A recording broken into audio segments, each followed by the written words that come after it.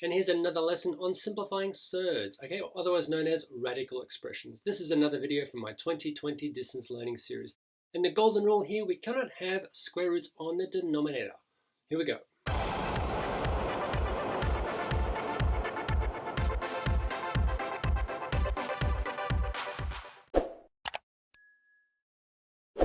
This time, what happens when we have division or we have fractions? So let's just go through a few examples. A radical 5 over 49. What happens here? Well, I think last time I showed you this rule. If I've got root A times root B, that can be written as root AB. Or you can think of it backwards if you like. The same thing happens with division. If I've got, well, let's think backwards. If I've got root A over B like so, what I do is I just do the top and the bottom separately. Root A on top, root B on the bottom. It's the same as exponent rules, okay? Another fancy way you could say that is the radical of the quotient equals the quotient of the radicals. Kind of a fancy way to say that. So for here, my first step is going to be do exactly that. Do the radical of the top and the radical of the bottom separately. And what does that leave us? Root 5, what's that? That can't be simplified. So this is root 5. And on the bottom we've got root 49. That's a perfect square, which is 7.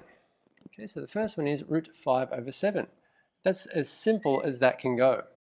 B, 7 over root 6. That's simple, right? Why don't we just leave it like that? Here is the golden rule. We cannot have radicals on the bottom. Radicals on top are okay. Radicals in the numerator are okay.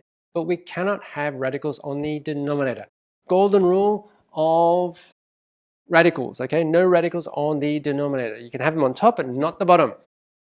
So what do? How do I get rid of a radical on the bottom? Well, remember this rule I said? If I've got root x times root x, that becomes x, right? What I'm going to do is just multiply that root 6 on the bottom by another root 6. But I can't do that. I've got to be fair here. So what I have to do is multiply the top by root 6 as well. So see how the top and the bottom are the same? Essentially, I'm just multiplying by 1, aren't I? And when I multiply a number by 1, it does not change its size. It's only going to change the way it looks. Equals, so on top we have 7 root 6, and on the bottom, 6. And that is our answer. That even looks more complicated, doesn't it? It looks less simplified. But the golden rule, no radicals on the bottom. And you can check these, by the way. You could do 7 divided by root 6 on your calculator, get the decimal, and then also do 7 times root 6 divided by root 6, and you should end up with the same number. C, you can pause me and go ahead if you like. What do we do here? It's the same thing. So I'm going to multiply by, we've got a root 2 on the bottom. We don't like that. Let's multiply the bottom and the top by root 2. And what does this give us? 10 root 2 over, and what's the bottom? Root 2 times root 2 is 2. Or we could say we have rationalized the denominator. Okay, is that it? No, we've got some cancelling here. Remember, this is 10 times root 2 over 2. 2 goes into 2 once. 2 goes into 10 5 times. So our final answer here is actually just 5 root 2 with no fraction at all. Okay. D, what happens when we have a variable here? So we've got root 3 over 5a. First rule is, okay, we just do from here to here. We do the radicals separately to the bottom and the top. So we get root 3 over root 5a.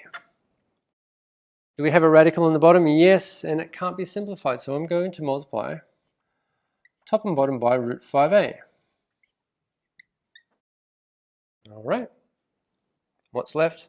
Well, on the top we've got root 3 times root 5a. So we're just going to use this rule here. Put it all into one radical. And we get 15a.